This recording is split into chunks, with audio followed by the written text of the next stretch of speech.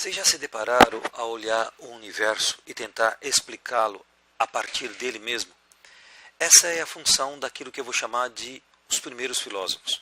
Mas olha que coisa interessante. Os primeiros filósofos, eles são chamados de pré-socráticos. É óbvio, Sócrates é o centro da filosofia grega. Os filósofos anteriores a eles, pré-socráticos. Mas eles são chamados de físicos. Físicos. Por quê? Porque physis significa natureza. Então eles vão se deparar diante do cosmos e vão perguntar de onde vêm as coisas. Mas não mais através do discurso que vem dos deuses, mas o discurso que vem do quê? Da razão, como produto do pensamento humano. Portanto, eles são os filósofos da natureza. Mas o que buscavam? O que eles pretendiam buscar nessa discussão com a natureza? Eles buscavam a arqué. A arqué seria o elemento constitutivo de todas as coisas, como se fosse uma matéria-prima original, que desse origem, princípio a todas as coisas. E cada filósofo, cada escola filosófica, ela vai desenvolver um olhar a respeito da natureza. Só para vocês terem uma ideia, nós temos aqui o Tales.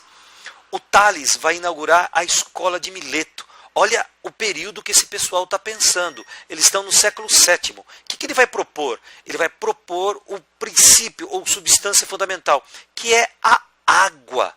Para explicar o quê? Toda a estrutura e funcionamento do cosmos. Pessoal, olha como ele via o cosmos. Está vendo? Aqui é a água e as ilhas gregas flutuando na água, o continente grego flutuando na água. Então vocês já pensaram? Ele sacou uma coisa: o corpo humano, 2/3 dele é formado por água. Então o Tales via a seca e via o período da chuva, via o renascer, o caos da seca transformando-se em cosmos com um elemento da água. Agora nós estamos diante de outro, o Pitágoras. O Pitágoras cria uma seita, a seita dos pitagóricos. E ele vai colocar como elemento constitutivo, como arqué de todas as coisas, o número, o aritmos. Os pitagóricos, eles vão perceber na natureza uma regularidade. O que significa regularidade? Que tudo aquilo que existe na natureza tem um padrão. Portanto, todas as coisas se repetem. E eu concebo isso através do quê? Do número, do aritmos. Essa é a grande sacada desses caras. Agora nós vamos entrar num dos mais interessantes de todos, o Heráclito de Éfeso. Pessoal, vocês já perceberam que todas as coisas que a gente vê, elas estão em processo de vir a ser? Elas estão em mudança. Olha que coisa incrível. Primeiro ele vai dizer que a origem de todas as coisas é o fogo. Porque todos os objetos que eu levo ao fogo, o que acontece? Eles se transformam. Então, olha, o ser não é. E o não ser é. O que ele quer dizer com um ser?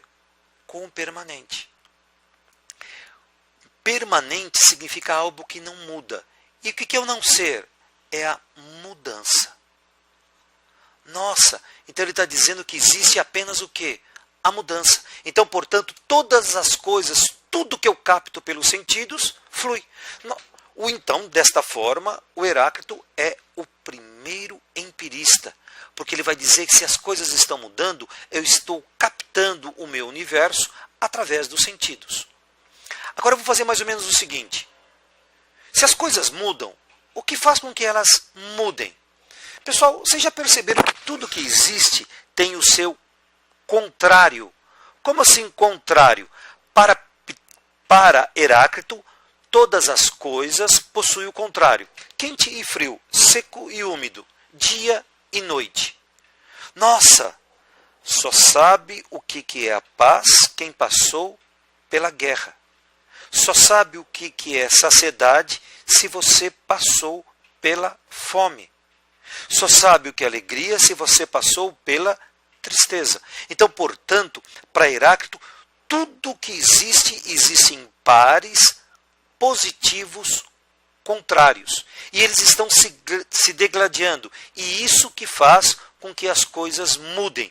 Heráclito lança a mão daquilo que eu vou chamar, então, do princípio da dialética. A dialética em Heráclito significa que tudo que existe tem o seu contrário e através disso é que as coisas mudam. Vamos ver um outro filósofo então que começa com um outro princípio, que é Parmênides de Eleia. O princípio para Parmênides de Eleia, o arqué para ele é o ser. Mas o que é o ser? O ser é aquilo que é. Como assim? É o permanente. Aquilo que a gente tinha dito ao contrário de Heráclito. E o não ser é a mudança. Então, qual é o princípio? O que é o ser para Parmênides? É aquilo que é sempre. E o que eu vou atingir a partir do quê? Da razão. Então, portanto, ele é um racionalista, mas um racionalista radical. Vamos pensar um pouquinho. É possível que uma coisa seja ela e não ela ao mesmo tempo? Não, não é possível. Então, A é A e não pode ser ao mesmo tempo não há. Que princípio é esse? É o princípio da identidade. E a gente só compreende uma coisa que é idêntica a si mesma. É possível que uma coisa seja ela e não ela ao mesmo tempo? Não, não é possível. A minha mente não aceita isso. Ou esse é Sócrates ou não é Sócrates. Portanto, não há terceira opção. Então, portanto, a gente exclui a terceira opção. Ou a gente vai fazer guerra, ou a gente vai fazer paz. Ou você está me entendendo, ou não está me entendendo. Ou você está com frio, ou está com calor. Então, vocês perceberam que todo conhecimento para Parmênides se dá através do quê? Da razão. Agora, eu vou fazer o seguinte. São contrários. É uma contradição entre Heráclito e Parmênides. Como a gente vai superar isso? Quem tenta superar isso é Empédocles. Empédocles vai dizer o seguinte. Tanto Heráclito quanto Parmênides estavam errados, mas também estavam certos. Como? Eles estavam errados e certos. Errados, qual o erro deles? Cada um tem um princípio. Para Empédocles, existem 4 princípios ou 4 raízes, certo? Que princípios são esses? Está aqui, ó. A terra, a água, o ar e o fogo. Esses são os 4 princípios. E esses 4 princípios são sempre o que são. Portanto, Parmênides está correto. Porque ar é ar, fogo é fogo, água é água, terra é terra. Só que esses 4 elementos se misturam e dão origem a tudo que existe. Você deve ter percebido que todas as coisas são feitas desses 4 elementos. E eles são unidos por quê? Pelo amor. E são desunidos por quê? Pela discórdia. Então todas as coisas são feitas desta maneira. Ok? Então aqui é uma tentativa de superação com Empédocles, da superação entre quem? O Heráclito e o Parmênides. Olha uma outra tentativa. O Demócrito. O Demócrito vai dizer que todas as coisas que existem são formadas pelos átomos. O que significa átomo? Você aprendeu na aula de física. Aquilo que não se divide. Olha só a cabeça desse cara, a cabeça do Demócrito. O que o Demócrito fazia? Ele pegava a matéria e ia fragmentando, até chegar ao quê? Aquilo que não se divide, o indivisível. Então, portanto, ele dizia que todas as coisas são formadas por quê? Por átomos. Só que o que existe? O átomo e o vácuo.